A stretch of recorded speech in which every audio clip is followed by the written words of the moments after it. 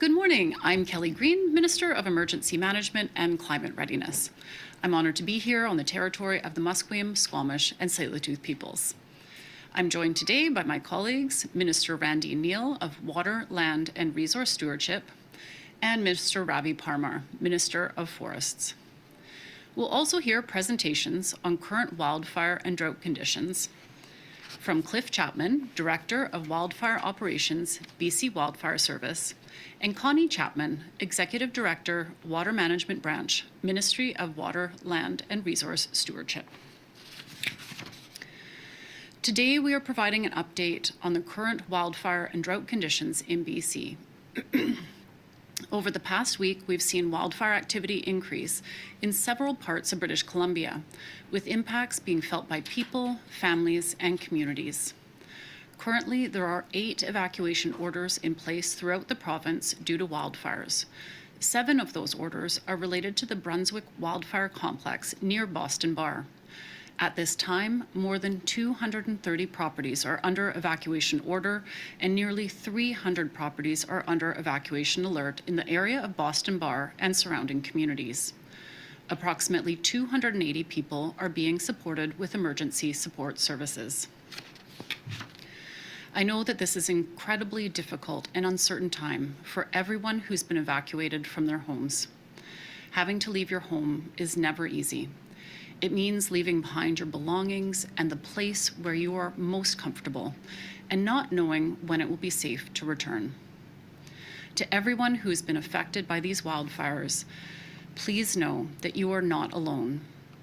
We are working closely with local governments and First Nations to support you in these difficult times. Emergency support services are available for people who need help meeting their basic needs during evacuations. This includes support for accommodation, for food, for clothing, and other essentials. Information on how to register for emergency support services will be included in the evacuation order that is issued by your local government or First Nation. Additionally, people can pre-register for emergency support services to make accessing services easier and faster during an evacuation. To register, visit ess.gov.bc.ca or use the BC Services Card app or phone the BC Evacuee Helpline at 1-800-387-4258. The BC Evacuee Helpline hours are Monday to Friday, 7:30 a.m. to 5 p.m., and they may be extended for events as needed. Up-to-date information on evacuation orders and alerts in British Columbia, including recommended actions to take, is available 24/7 on emergencyinfobc.ca. I want to thank everyone who's followed evacuation orders that have been issued by your local government and First Nation. These orders are put in place to protect lives, and your cooperation helps emergency personnel to do their jobs safely and effectively. For anyone currently under an evacuation alert, now is the time to prepare for the possibility that conditions could quickly change. Take the opportunity to make a plan with your household and prepare your grab-and-go bags with essentials like medication, important documents, phone chargers, food, water, clothing, toiletries, and other necessities. Taking these steps now, before an evacuation order is issued, can make a big difference in how comfortable you are during evacuation. For information on how to prepare for emergencies, I encourage people to visit preparedbc.ca. We are also seeing air quality impacts in several communities as wildfire smoke is moving through the region. While smoke can affect anyone, some people are more vulnerable, including those with heart or lung conditions, pregnant people, infants and younger children, older adults, and people who work outdoors. If you're experiencing wildfire smoke in your area, there are steps that you can take to reduce your exposure. Prevent smoke from entering your home by sealing doors and windows and keeping them closed, as long as indoor temperatures are safe and comfortable. People may want to consider visiting places with controlled air supply, such as malls, community centers, and libraries. And please know that our ministry has been helping communities open clean air shelters or extend the hours of community spaces where needed over the past week to keep people safe. As we've seen over the last few weeks in other parts of the world and in our own province's history, extreme heat events are becoming more common and can be life-threatening. I encourage people to take steps now to prepare for the possibility of extreme heat. This can include identifying a cooler space in your home and setting it up so you can stay there at night, checking on the well-being of friends and family, and creating a plan to support each other during heat events, and being aware of cooling centers in your community. When extreme heat is forecast, EMCR works proactively with communities and reimburses eligible expenses to open emergency cooling centers and keep people safe.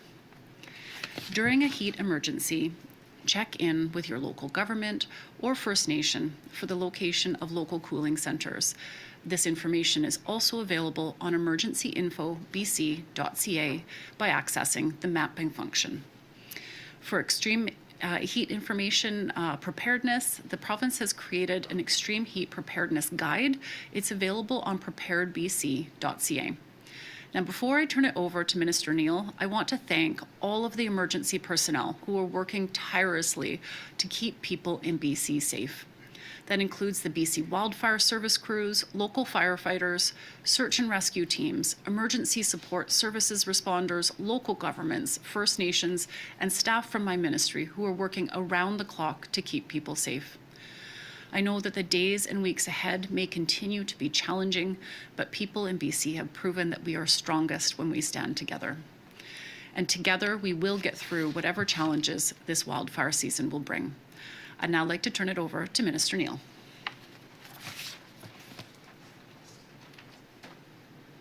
Thanks, Kelly. Thanks, Minister Green. Good morning, everyone. I'd also like to acknowledge that I'm speaking from the territories of the Musqueam, Squamish, and Tsleil-Waututh peoples. My name is Randy Neal, Minister of Waterland and Resource Stewardship and the MLA for Powell River Sunshine Coast. And I hope all of you are enjoying all that a beautiful BC summer has to offer. We are heading into another hot stretch this week, particularly in the Okanagan, where temperatures are expected to reach up to the mid-30s. And in many parts of the province, we are seeing lower stream flows, ongoing drought and water scarcity concerns, and increasing pressure on water resources. Forecasts for this summer continue to show elevated drought conditions across much of the province. Some areas continue to experience very low stream flows, particularly in parts of Vancouver Island and the Lower Mainland, and the southern interior, again, particularly in the Okanagan. We are asking everyone, water purveyors, residents, businesses, and large water users to take voluntary action now to conserve water. While conditions vary across the province, we are closely monitoring watersheds where drought and water scarcity risks are increasing.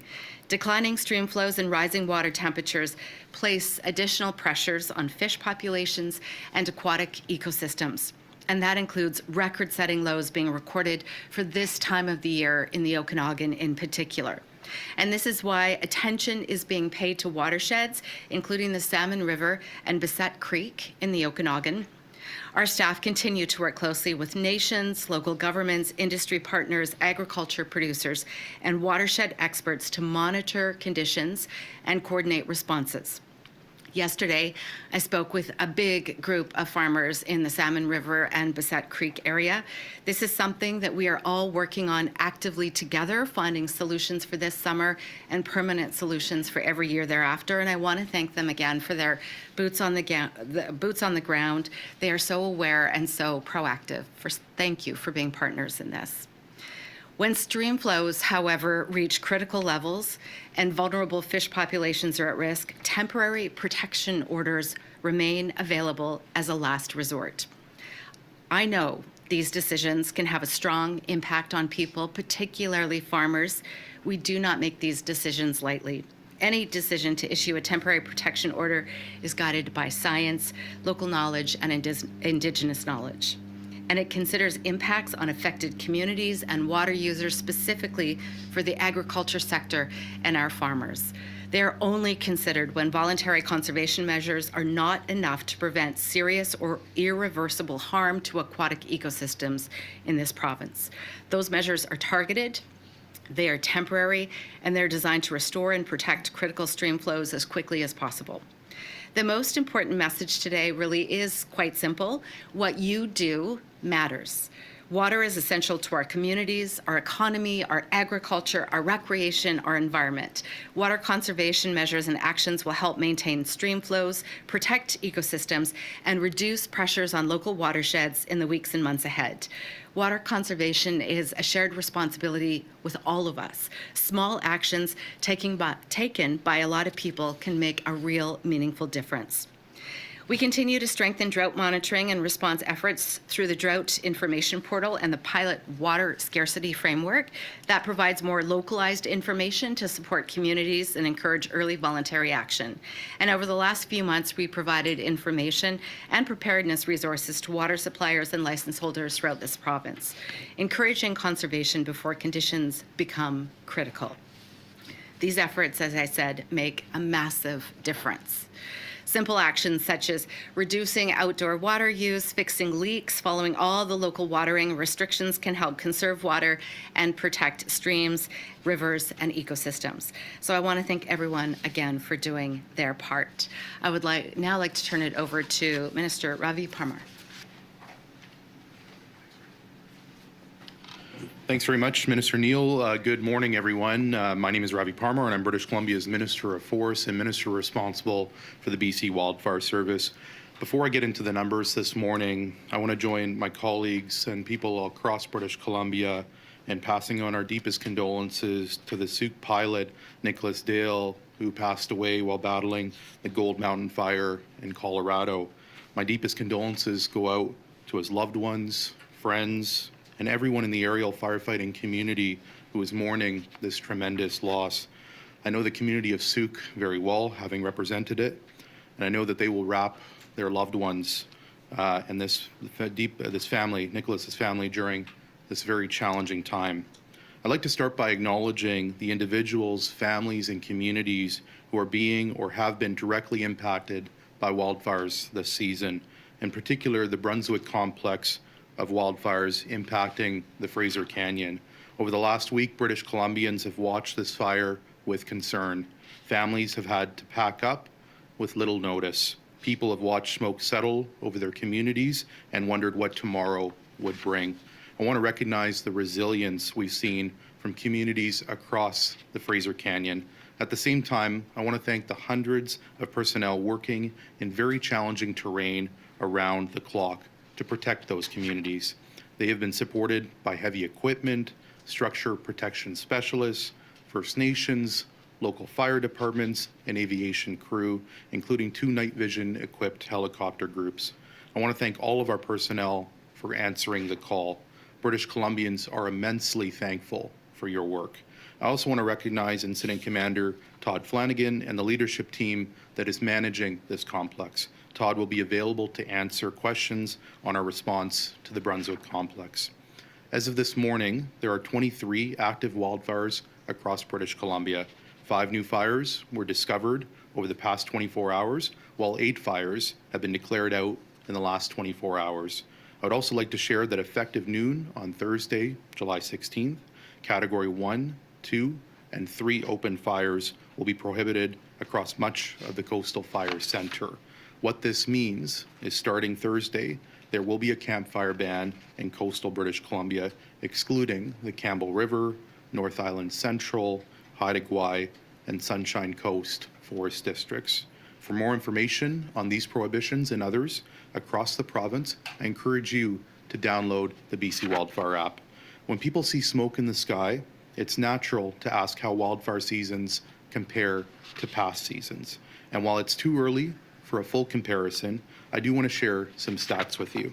Since April 1st, we've had approximately 25,000 hectares burn across BC from just over 440 fires. Compared to this time last year, over 700,000 hectares had burned from 544 fires. And at this time in 2023, the most challenging wildfire season in British Columbia's history. We were at over 1.2 million hectares burned from over 1,000 fires. Although weather is a big factor in this, I want to acknowledge the work we've done to mitigate risks and prevent fires as well. This year alone, 272 field treatment projects have moved forward on Crown land to reduce wildfire risks. In communities, 567 wildfire risk reduction projects have been completed by 280 local governments, First Nations, and regional districts, with another 209 projects currently underway. A couple of weeks ago, I had the opportunity to speak to West Kelowna Fire Chief Jason Brolin. The work of Fire Smart in neighborhoods helped minimize the effects of the Calamere fire in West Kelowna on families and homes just a couple of weeks ago.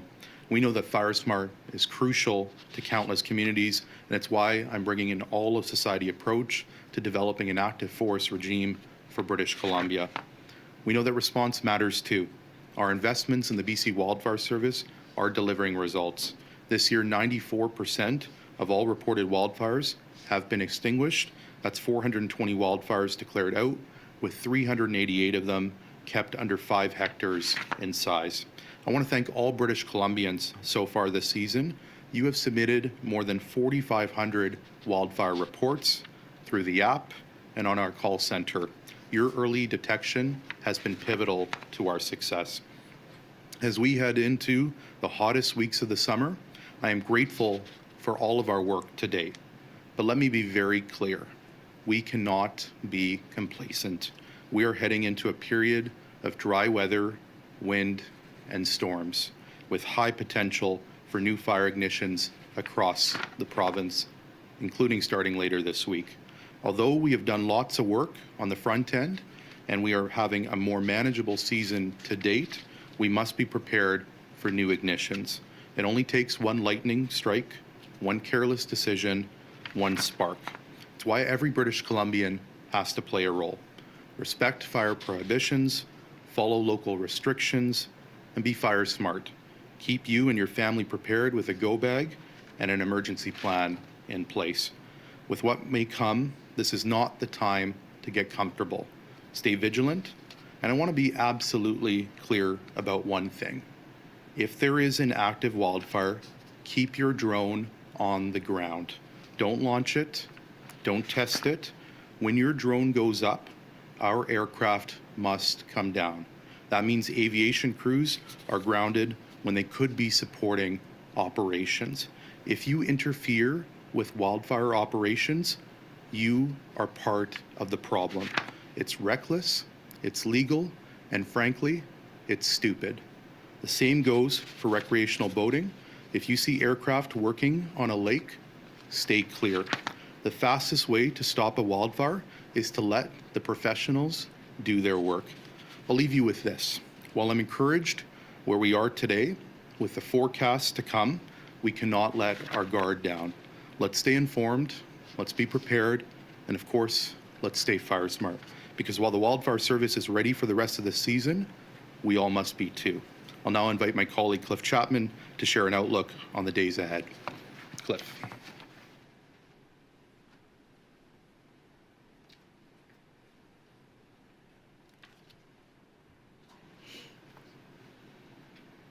Good morning. My name is Cliff Chapman. I'm the Director of Provincial Operations for BC Wildfire Service.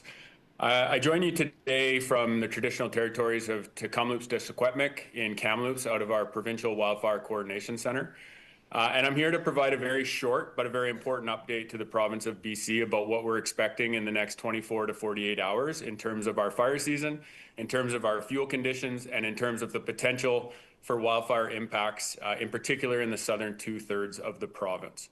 Before I begin today with just a very short presentation, I just want to echo the comments of the 3 ministers and thank everybody for their efforts so far this wildfire season. While it is now mid-July and we're in what we would call our traditional wildfire season in British Columbia, as we've seen in many of the last 5 to 10 years, our wildfire seasons can often start in April and continue pretty heavy all the way through until the end of September. In 2026, we've been in a little bit more fortunate position to have a wildfire season that has ebbed and flowed a little bit. We've had some spikes in activity, and obviously we've seen the devastating impacts of wildfire with the Ainslie and Brunswick Creek fires that we are actively fighting, and that the incident commander has joined us for questions after the call today to discuss if required. The next 24 hours, we are going to see the combination of dry fuels, the potential for new starts because of lightning, and an increase in winds across all of BC, particularly focused in the southern 2/3 of the province. What you see here on the screen is the underlying dryness of the fuels in British Columbia. The map on the left, obviously, the way it reads is the stronger the red, the more dry the fuels are. And as you can see, in particular in the southern half of the province, but really in the northeast as well, our fine fuels are as dry as they're going to be. They're as dry as they can get, which means they are highly susceptible to wildfires, and they're highly susceptible to rapid spread days. What you see on the right is a little bit more promising news, albeit the area continues to grow, which is our Duff moisture code. And what that really tells us is how much a fire can hold. So if there is a lightning strike and a wildfire starts, will that wildfire have the potential to kind of hold and then pick itself up when it's hit with wind or other dry conditions? So as you can see on the right, that area is somewhat focused to the Kamloops Fire Center and the Southeast Fire Center, and touches into the Caribou and coastal fire centers as well. Again, using the southern half of the province as sort of the potential for the most extreme wildfire behavior in the next 48 hours.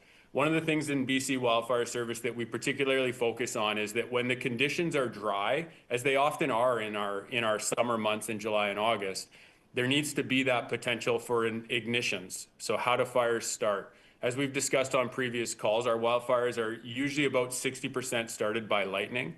And in the next 48 hours, we are going to see a high potential for lightning across the province. The map on the left, you can see, is overlaying what we call our buildup index anomalies, essentially where you can see color that isn't white on the map. That is high potential for dry fuels and extreme fire behavior. The circles that you see on the map is where we are predicting to have the highest rate of lightning strikes, with a fairly confident forecast that we are going to see lightning in those circles. I want to draw your attention to the two circles on the bottom right of the map of British Columbia, the one both the circles that are touching in the United States. We are anticipating that we will see dry lightning in those areas. What dry lightning means is that we will see high winds, lightning hitting the ground, and it will come with very little or no precipitation, leading to a very high potential of wildfire starts and wildfire spreads. The other two circles, we will likely see a little bit of precipitation come with those lightning, but we are anticipating a significant lightning event in the next 24 hours, starting tomorrow afternoon, continuing through the evening, and then into Thursday and Friday. The Thursday and Friday may come with a little bit more rain, but tomorrow we're going to see a high potential for lightning without rain and significant potential for new starts. We are preparing across BC as the BC Wildfire Service. We have all of our aviation assets engaged. They are on alert and ready to respond to any new starts. We also have crews in all of our locations that are ready for an aggressive initial attack. We are asking that communities prepare as well. Have your go bag ready, know what your evacuation procedures are. Please download the BC Wildfire Service app and watch for updates from the BC Wildfire Service, as we will continually communicate what is happening as this weather system unfolds and as new fires start. This is absolutely the time to be diligent in this province, as we are potentially going to be dealing with a significant wildfire event in the next 48 hours. Thank you very much, and I will pass it back to Minister Green. Thank you. We now have time for some questions. We also have technical experts online. Oh, I'm so sorry. Connie Chapman has an update for us as well. Thank you, Minister Green.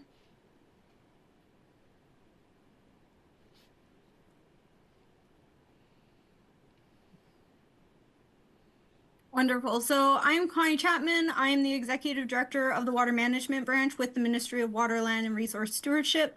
And I'm calling in from the lands of the Squamish, Musqueam, and Tsleil-Waututh today. Today, I'm just going to provide a quick little update on the current drought conditions and where we are likely headed over the next couple days, specifically focusing on the hydrological conditions that many of our streams are currently experiencing. So as Minister Neal indicated, much of BC is experiencing increase in drought levels, particularly really focused on the southern half of the province. While we did see some rainfall in late June, early July, that rainfall, though, provided some small pulses of water within the system, though it didn't alleviate the drought conditions. What it really did was allow those systems to hold. As per the image on the left of the slide, this depicts the daily flows and levels that we are seeing within our stream flows. As you can see, we have a dark cluster of dark red and light red, really in that concentrated Thompson-Okanagan Valley and the southern half of BC, south coast and west side of Vancouver Island. These dots are really indicating that our stream flows are below the 10th percentile and or lower. For many of these stream flow conditions, we are starting to see records be set for this time of year. I just want to reiterate, like the Thompson-Okanagan, the streams are dry. We are hitting records for many of our gauges for this region. And two streams of concern that we are watching that Minister Neal mentioned are Salmon and Bessette. Not only are we seeing the stream flows visually be significantly low, our well data monitoring is also indicating that our groundwater table is low, and we're seeing those lows, whether they be record lows or low lows, persist, whether it be in the stream or within the aquifer across that basin. Looking ahead, we are heading into a ridge of high pressure system. As indicated, we're going to see those typical July weather patterns, hot, dry. We are anticipating that this will continue to elevate the hydrological drought conditions within the southern half of BC, particularly continued focus on that Okanagan Basin, south coast, and west side of Vancouver Island.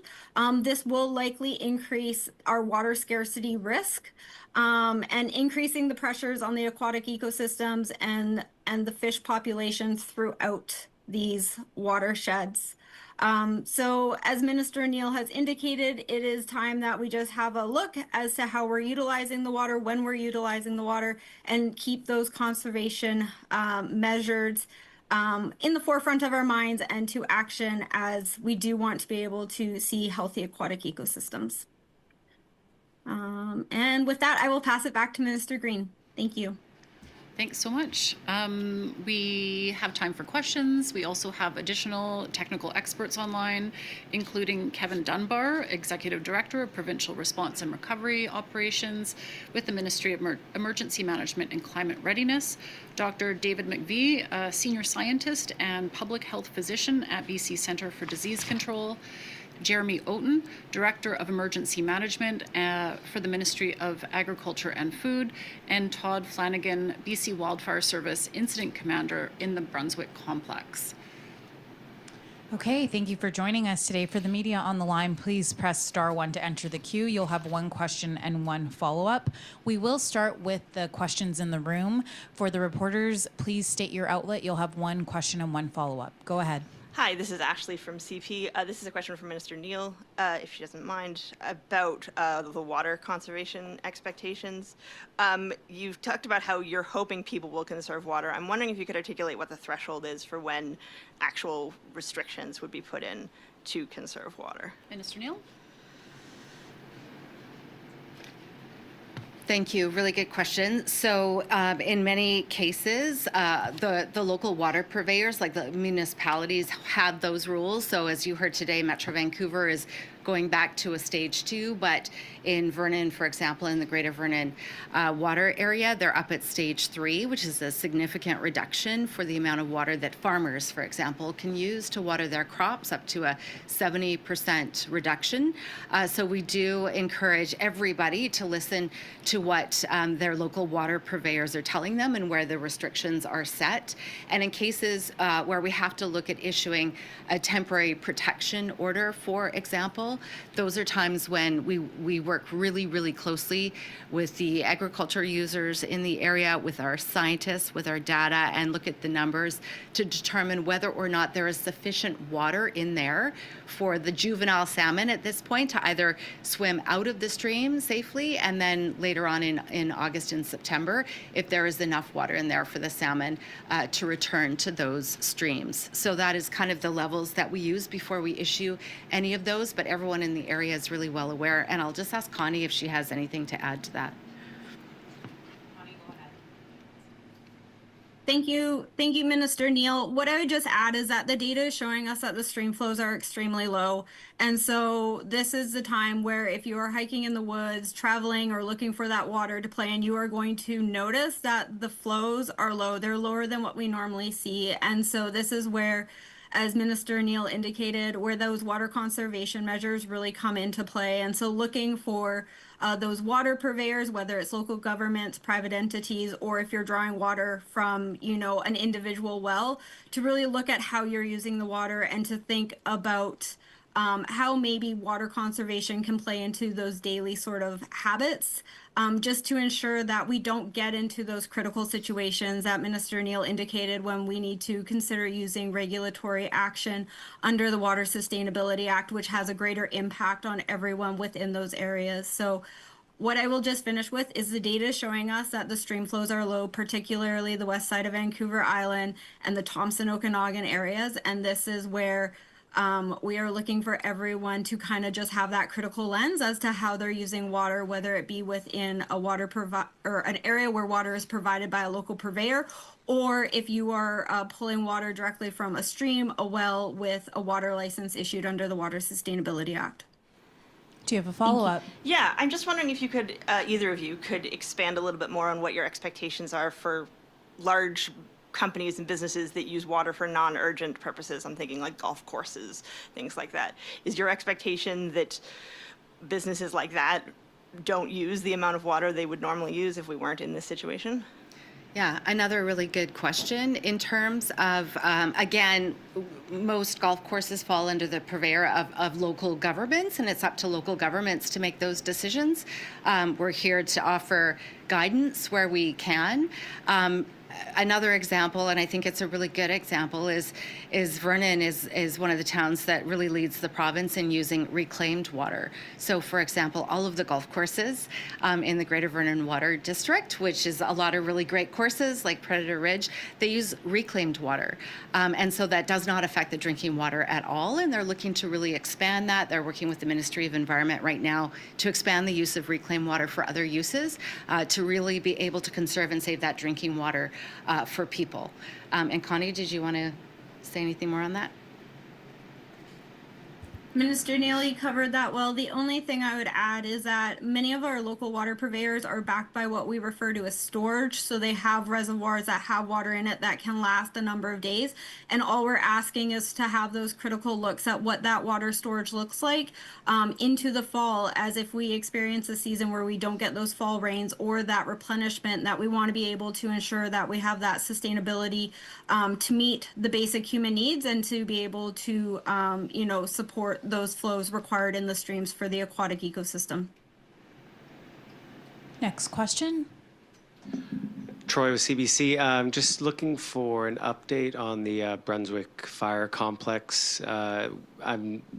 Neither fire has grown much in the last 4 or 5 days, but we've seen those fires have taken off. Are we expecting, some more extreme growth with this lightning and winds that are expected? I'll pass that to our technical expert online, Todd Flanagan, who is the incident commander for the Brunswick complex. Todd? Hello, good morning. At this time, we've really started to stabilize the fire down in the valley, around the homes, around our high values, as far as infrastructure is concerned. Working on some stuff higher up the valley. We're feeling secure with a lot of it. There is still some unsecured perimeter and some really steep and tough ground. Not confident with the weather upcoming in the next couple days, changing alerts and orders, but we are looking at them daily. As far as status and fire growth, we've got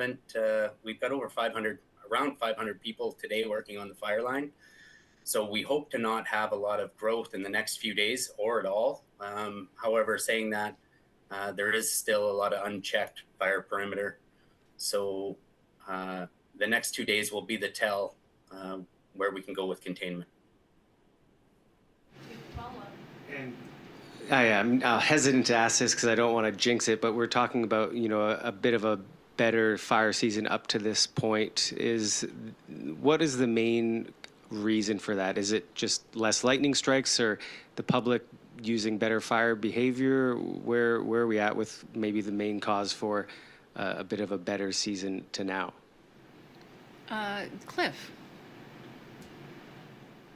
Yeah, thank you very much for your question. I mean, at the end of the day, it boils down to weather. And obviously, there's other conditions and other factors. And as Minister Parmar already did, he thanked the public for their diligence in reporting wildfires. We really do rely on the public for that. So the faster we know about them, the faster we can get on them with our ground and aviation assets. So that's one factor. But the big factor was that we didn't see the holdover fires that we've seen in the past couple of seasons from the Prince George Fire Center. For the last number of years, we've been fighting fires that survived through the winter and then kind of popped up in the spring. And then we had to deploy many resources and kind of ultimately fatigue the organization well ahead of July and August and certainly uptick what we would call a challenging fire season. This spring, we also saw quite a bit more kind of moisture intermittently. It clearly isn't enough moisture to impact the drought, but it is enough moisture to not allow fires to make those rapid growth, have those rapid growth days like we've seen on Brunswick Creek and Ainslie Creek in the last couple of weeks. So we have been fortunate with weather. We have seen, obviously, I think a significant change in behavior from the public in BC in terms of reporting fires, using fire the right way, including campfires, and really allowing us to get on fires as quickly as we can. Next question. Hi, Travis Prasad with Global News. You laid out kind of those 4 areas of lightning risk, but I'm wondering if there is any areas in particular in the province where you're really monitoring, where you think this is an area where things could pick up, hasn't burned in a while, there's a lot of fuel. Is there a region specifically that you think could be at risk here in the next little while? Cliff Chapman? A really great question. I think the purpose of me doing a presentation today was to highlight just the widespread nature of the potential with this event that's upcoming. I do think we are going to see lightning in the north. Our fuels up there are less receptive. So, but it's hard to shrink it down to like just one area. So what I would say is the Kamloops Fire Center, the Caribou Fire Center, the Coastal Fire Center, and the Southeast Fire Center. So a fairly significant swath. The challenge with lightning and weather coming into the province the way it's coming in is we can forecast that it's coming, but we can't exactly forecast where it will hit and where it will be the worst. So we generally think that there's going to be quite a swath of dry lightning, which again comes without precip. That's going to be more targeted to the southeast third of the province. And that is highly concerning. Obviously, when the lightning comes with a bit of rain, it gives us a little bit more time to respond. But if it doesn't, then we really lose that ability to respond if we say have a 50, 100, 150 fire start day, which is very, could be anticipated on a day like tomorrow. So again, I'm sorry I couldn't answer your question more specifically, but really the concern is the southern 2/3 of the province in the next 48 hours. If the wildfire situation really takes off here in the province, is there a chance that resources here in BC could be stretched thin? And what's the backup plan? Have you engaged other jurisdictions? If you could just walk us through that. And Cliff Chapman? Thanks for the question. Yeah, absolutely. So, worth noting, the rest of Canada has had some fire season already in some jurisdictions, mainly out east, and we have supported them with a little bit of our own resources over the last month. Those resources are on their way home or returning home very soon, including all our aviation fleet, which is back in the province. So we work with CIFC, the Canadian Interagency Fire Control Center, to help us get resources from other jurisdictions. We have calls with them almost daily. And there are resources available, not both across Canada, but also across the world, as we've had to increase where we pull resources from. It is worth noting we have a very strong and a very active contractor community in British Columbia who are also ready. We have deployed many of them already onto our fires and will continue to do so. So we have some in-house strength as well. And within BC Wildfire Service, with it only being a couple of fires up until this point kind of currently burning, we still have a significant number of resources available. Most of them are on standby and ready for what's coming. And if required, we can ask either Canada or the rest of the world for more support, and there is support available. Okay, we will now go to the phone line. We have Rob Buffin, CTV. Rob, go ahead. Oh, hi. Thanks for taking my questions. I was hoping Minister Parmar could just elaborate or weigh in on this, what sounds like what's been described as a potentially significant fire event in the next 48 hours, especially in the southern part of the province, because of this dry lightning swath that's expected. Are there, I recognize it's kind of a general area, but is there a message that Minister Parmar has for the public in that area? And I don't know if there are any communities that have come to your mind as being, hey, there could be a wildfire near this community given the expected lightning strikes. I'd also like to be able to assure people that emergency services is standing by to support people in the event that they are evacuated. We work very closely with local governments and First Nations to ensure that people have the information that they need to keep themselves and their communities safe. In the event that you are evacuated, you will receive emergency support services to cover your essential needs. And we do make sure that that communication goes out with any evacuation order or alert. We are standing by to support every community 24/7, 365 days a year for whatever emergency they may be facing. And I'll pass it over to Minister Parmar. Yeah, thanks, Minister Green, and thanks, Rob, for your question. Building on what Cliff had to say, British Columbians know all too well the devastating impacts that wildfires can have on their communities. And I just look to the people of Lytton in terms of what they have faced in that surrounding region, and of course, those in Boston Bar today. And my message is a simple one. We've potentially got some tough days ahead of us. And now is the time for all of us to come together and support one another. In my conversations with people on the ground in the Brunswick Complex fire, the level of collaboration we've been able to see with Todd and his team, local First Nations, regional districts, local governments, has been absolutely incredible. But the incredible stories that I've also heard are neighbors checking in on neighbors, folks who probably don't know one another, maybe living in the rural community they've lived in for a long time, checking in on one another. It's incredible. And so my message to British Columbians is we potentially have some tough days ahead. Now is the time for all of us to be prepared, to stay informed, and most importantly, be fire smart. I want you to know that the British Columbia Wildfire Service is ready to go. We have an incredible group of people in every corner of this province that work hard every single day. We need to do our part as well. Bob, do you have a follow-up? I do, thank you. I guess kind of a two-part of this, if I could try. I wanted to know from Minister Green, in her opening remarks, she talked about the advice for people to be ready for extreme heat coming up. I know across Canada there's a lot of extreme heat warnings. Is there an anticipated heat dome? Is there some heat event that you would have turned your mind to whether or not there's something coming up in the relatively near future or later this summer? Is there a time period that you're expecting there might be some extreme heat? And I also was hoping to reconcile this idea that we only have 25,000 hectares of fires, way less than say 2023, yet we've got record drought in various rivers on the west part of Vancouver Island and southern part of the province. If weather is responsible for the low number of fires, how do we still have such low river levels? That was a big question.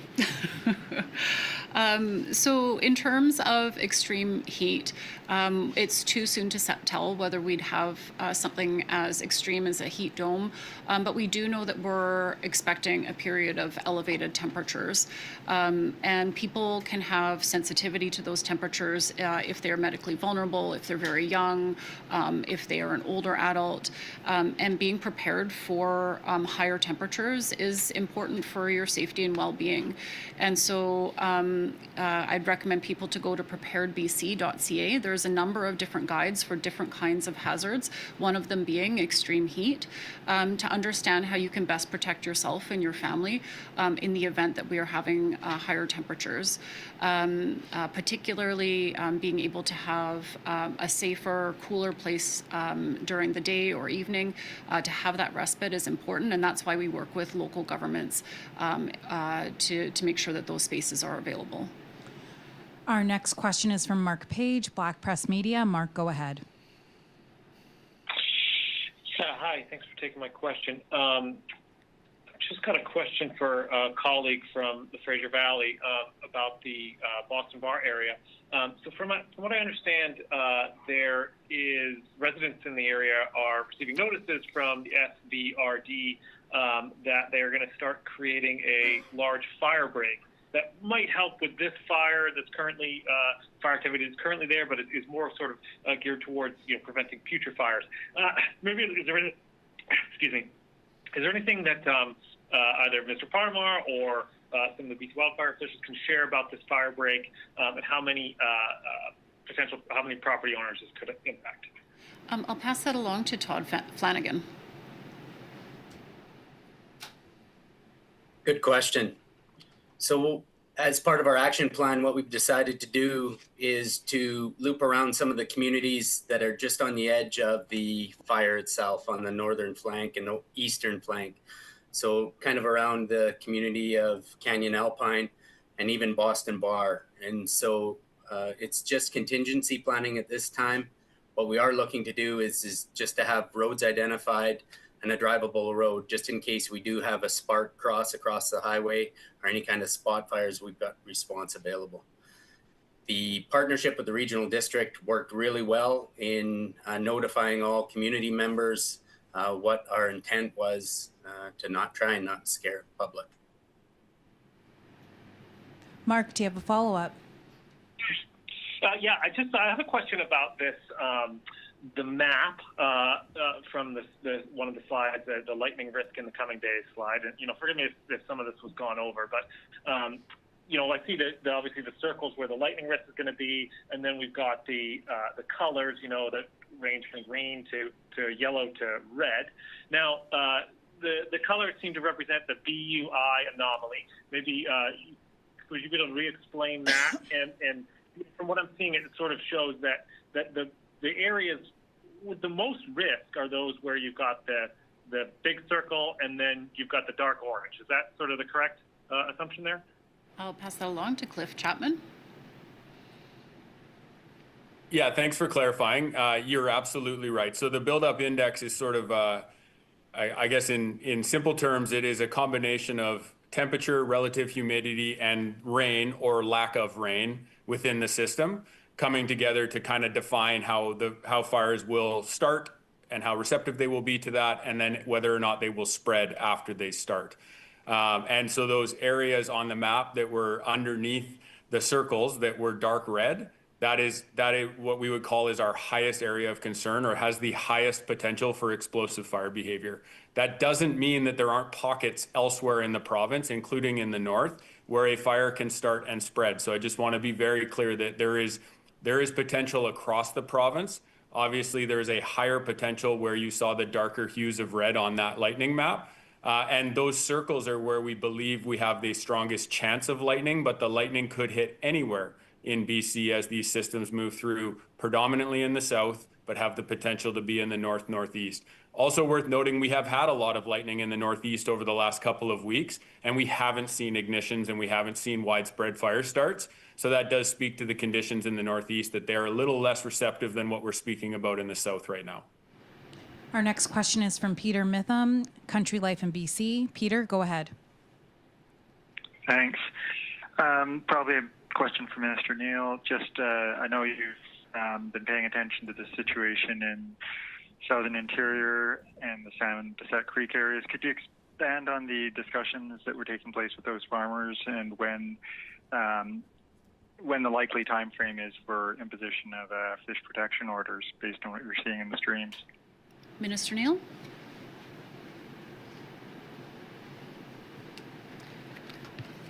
Yeah, thanks, Peter, and thanks for the work that you're doing on this. We spoke to several farmers yesterday morning, mostly from the Salmon River and Bessette Creek area, probably 20 plus folks on the call. And just to bring them up to speed on where we are, as Connie mentioned before about the extremely low stream levels, historical lows in some cases, typically, and the farmers and people who live in those areas have been under temporary protection orders before. They typically expect them to happen in mid to late August, and we're looking potentially this year at having to issue them earlier. So we wanted to let them know, we wanted to hear from them, we wanted to look at some possible emergency measures that we could do together, and there are some which we are exploring, and just to make sure that they knew that that we need to do this work together, and if there's any good ideas from them, we would help them initiate those and look for long-term solutions as well, which they're actively involved in.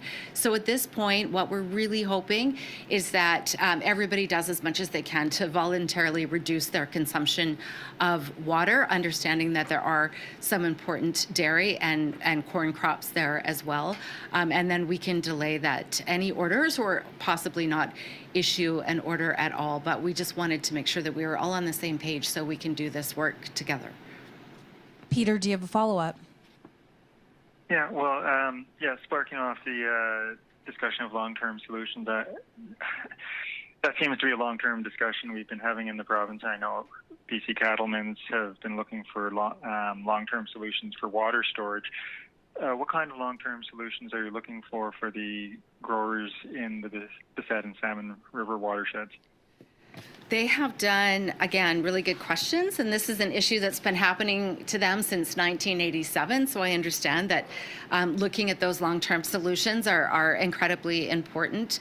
We're looking at water storage areas. We're looking at areas where we can potentially use some of that water from Boleyn Creek. We're looking at some of the well structures, which aquifer those draw from and which they don't, and getting more clarity and kind of data around where the water is coming from and how we can really use it to look at long-term sustainable solutions so we're not in this position year after year. Ministry of Agriculture really plays an important factor in that. I am trying off the top of my head to remember how much agriculture has put towards this issue. I know $100 million, I think, and I think Jeremy might be on the phone from Agriculture who can answer that, but hundreds of millions of dollars have been put into looking at permanent solutions, and we are looking at some real active solutions, and we'll continue the discussion with those farmers as we head into the fall. But I think Jeremy, do you want to add anything to that from Agriculture? No, you covered it well, Minister. The only thing I would add is you are correct. We are actively working with the producers in the area and with your ministry staff on the ground. We have hired an agriculture water resource consultant that's actively participating in those meetings, and we are looking at other solutions as well, including an investment into longer term solutions. Okay, and that can. Just one more question, if I could, for Minister Green. It's just off topic, or separate topic from my colleague in Squamish. The Sea to Sky Highway shut down for 8 hours, drowning people overnight. Are emergency support or services such as pop-up centers for people to stay at being considered? Any changes being made after that incident? I certainly recognize how challenging it was for people stuck on the Sea to Sky for quite some time. It's very stressful regardless of what kind of circumstances you have.